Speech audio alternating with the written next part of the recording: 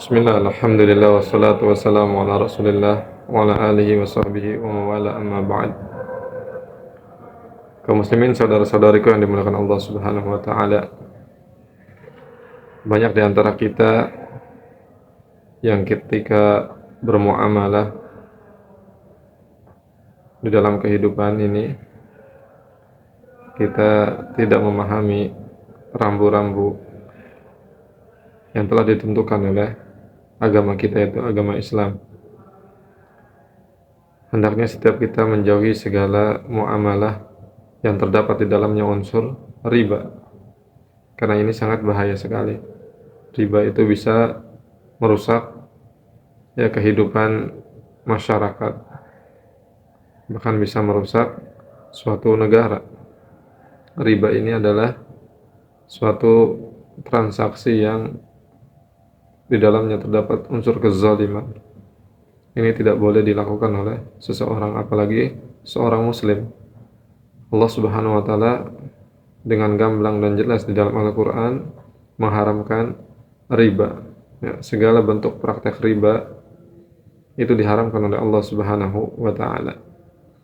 Allah subhanahu wa ta'ala berfirman, wa ahallallahu al-bay'a wa harrama riba. Allah menghalalkan jual beli dan Allah mengharamkan riba.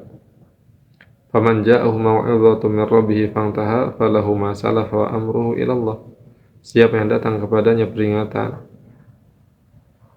kemudian dia berhenti dari praktek riba, maka baginya apa yang telah berlalu dan urusannya itu dikembalikan kepada Allah subhanahu wa ta'ala.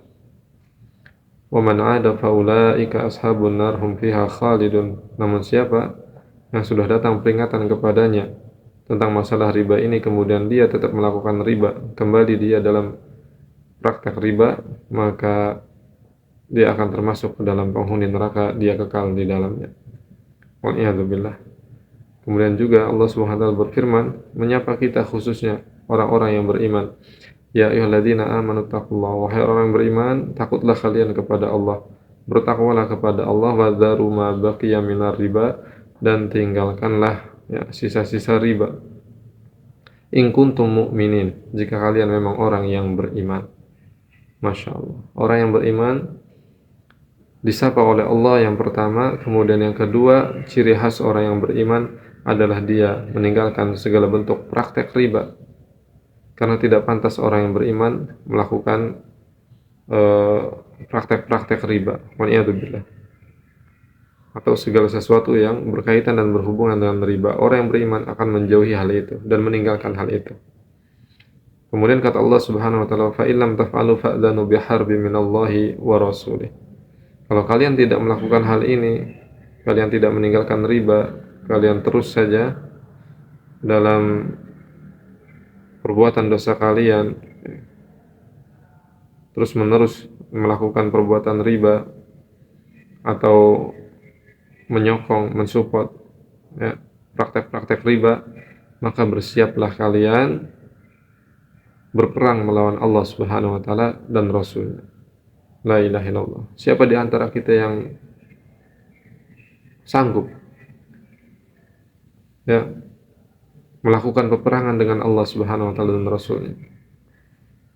Maksud ayat ini adalah peringatan yang sangat keras dan kecaman yang sangat keras dari Allah subhanahu wa ta'ala untuk orang-orang yang melakukan praktek riba, bahwa Allah subhanahu wa ta'ala dan Rasulnya itu berpaling dari orang-orang yang seperti ini, dan Allah subhanahu wa ta'ala dan Rasulnya mengumumkan perang bagi mereka orang-orang yang melakukan transaksi riba, praktek-praktek riba, wal'iyadzubillah.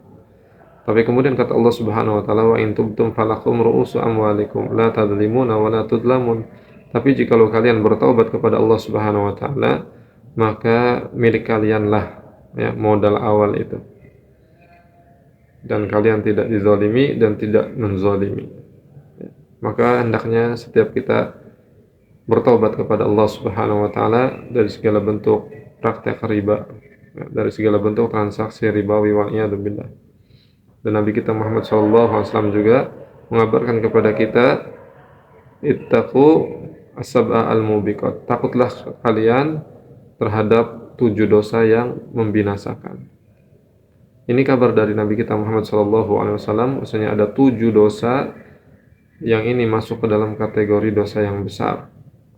Dan semuanya ini bisa membinasakan pelakunya. Dan diantaranya Nabi SAW menyebutkan adalah aklur riba, yaitu memakan harta riba. Waliyahzubillah. Dan Nabi kita Muhammad SAW mengabarkan juga bahwasanya dosa riba itu bertingkat-tingkat. Bayangkan, dosa riba itu bertingkat-tingkat. Wa aisaruha, dan dosa yang paling ringan tingkatannya, dosa riba yang paling